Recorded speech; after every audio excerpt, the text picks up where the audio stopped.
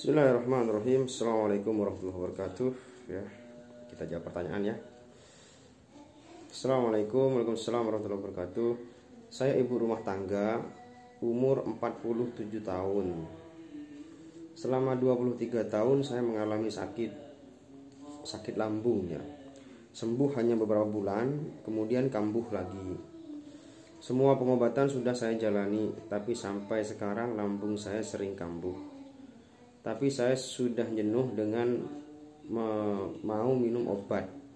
Saya coba herbal dan sekarang lambung saya kambuh lagi. Padahal bahkan sepertinya saat ini makin parah. Boleh minta solusinya. Terima kasih. Oke. Jadi lambung ini paling fenomenal, paling banyak keluhannya pada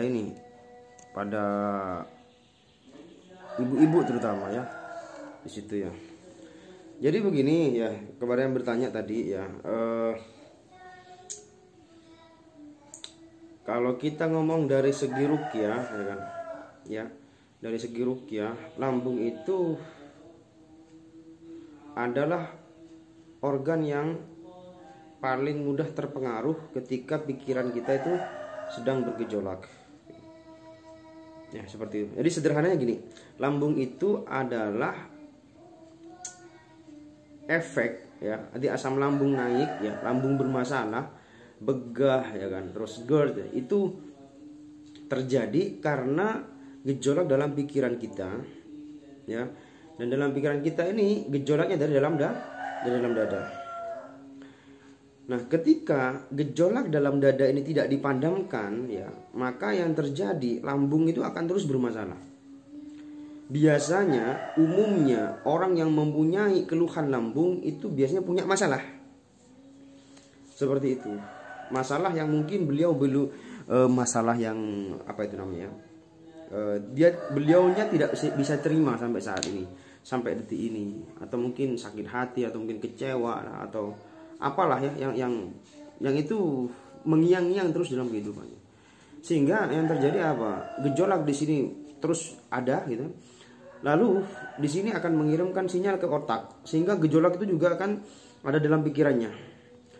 Maka dari itu asam lambung itu ketika gejolak dalam pikirannya itu terus bergejolak, asam lambungnya kena di sini. Di sini banyak nanti macamnya ya, nanti susah tidur, insomnia ya kan, terus vertigo ya kan, karena sering pusing. Terus banyak begah, mual, muntah, khawatir, takut, sedih, cemas, nyambung dengan anxiety nanti di situ. Nyambung dengan was-was di situ. Nah, teman-teman semuanya, ini yang perlu diketahui terkait dengan lambung. Sederhananya begitu. Jadi kalau mau selesai ya, lambung itu kalau mau selesai, maka yang harus dilakukan adalah cari akar penyebabnya, cari akar masalahnya. Selesaikan, padamkan akar masalahnya itu. Bagaimana caranya? Selama ini kalau kita mendiagnosa sendiri tidak bisa.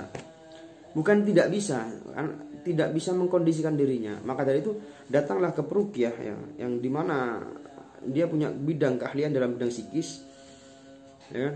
Seperti Rahmati Rubulinggo di sini, insya Allah ya, kita bisa bantu ya dari situ. Jadi bedah di situ, bedah kasus di situ, ya bedah dalam perasaannya, jiwanya, ya. Lalu nanti, insya Allah ya, nanti dengan kebedah semuanya, maka nanti kolbunya akan tenang, ya hatinya akan tenang. Maka ketika dalam hatinya tenang, maka pikirannya tenang, nanti asam lambungnya membaik. Seperti itu, ya. Selanjutnya apa lagi? Ini cara menangannya secara sederhana lah ya, secara dalam kacamata ruqyah di situ. Dan di ruqyah nanti, karena lambung itu juga tempat ya, seburuk-buruk tempat itu lambung gitu loh. Ya, dan di lambung ini luar biasa di situ. Ya. Nanti saran saya apa? Di ruqyah juga, ya. Jadi bedah kasus lalu di ruqyah, itu biasanya muntah ketika di ruqyah. Ini sudah umum terjadi, dan ketika di ruqyah ya kan, memang tidak akan pernah bisa ruqyah sekali langsung tuntas, apalagi dengan keluhan ya beliau yang sudah berapa ini, 20 tahun ya, 23 tahun, 20 tahunan sudah sakit. Otomatis itu nggak mungkin sekali rukyah langsung sembuh total. Tapi nanti saya yakin ya kan, dengan bertahap ya, dengan istiqomah rukyah itu pasti akan sembuh. Saya yakin sekali itu. Sudah banyak dibuktikan. Ya, sudah banyak yang sembuh mungkin maksud saya. Seperti itu ya, kepada beliau yang bertanya. Terus selanjutnya apa?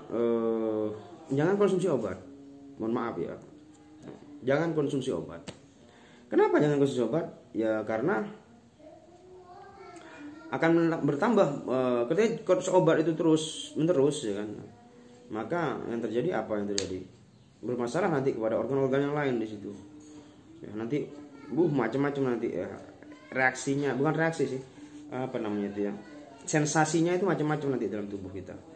Kalau saya pribadi ya kan, kami tidak menganjurkan minum obat untuk yang asam lambung. Kalau herbal bisa, insya Allah bisa ya kan. Kalau untuk lambung itu kita memakai namanya madu rehab. Saya ambil dulu ya.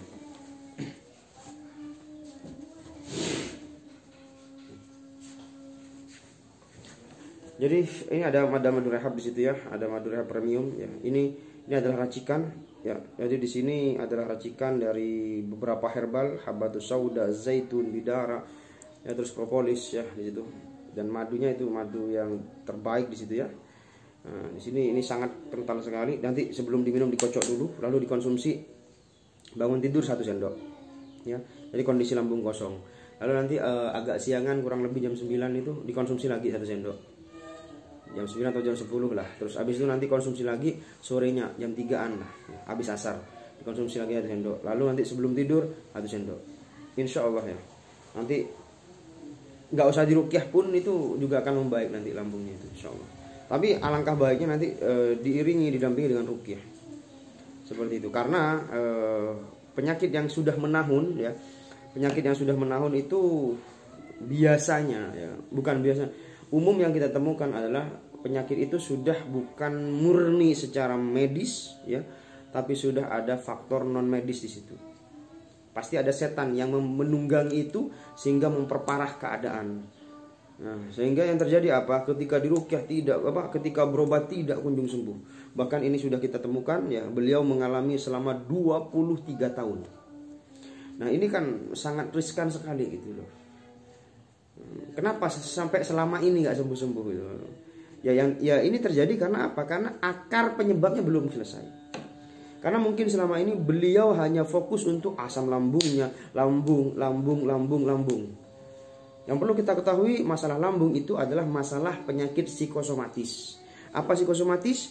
Penyakit dari psikis ya, berdampak kepada fisik. Jadi dampaknya pada fisik, penyebabnya adalah psikis. Jadi kalau jenengan hanya fokus ke fisiknya, fokus ke lambungnya, benar tidak akan pernah selesai. Karena apa? Karena akar penyebabnya, akar di psikis ini tidak diselesaikan. Kalau saya bahasakan genteng bocor, gentengnya nggak dibenerin, cuman fokus untuk ngepel, fokus untuk bersihin lantai, fokus untuk ya kepada efeknya saja.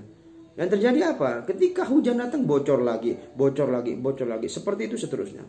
Nah, untuk terkait lambung ini beliau ini ya, saran saya yuk kita mulai masuk ke akarnya, cari akar masalahnya, cabut, selesai itu insya Allah.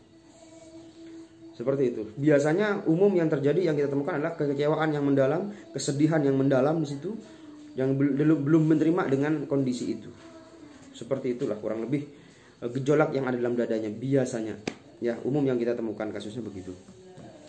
Jadi itu ya, semoga bisa menjawab. Ya, semoga menjawab pertanyaan dari beliau yang bertanya ya. Insya Allah ya.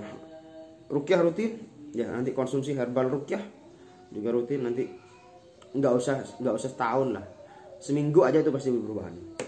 Seminggu sudah ada perubahan, saya yakin itu insya Allah. Karena lambung ini gampang susah gitu ya. Tapi insya Allah banyak gampangnya kalau sudah ketemu akarnya. Baik, ini yang bisa saya bantu untuk jawabannya ya, kurang lebihnya saya mohon maaf. Barakallahu fikum. Assalamualaikum warahmatullahi wabarakatuh.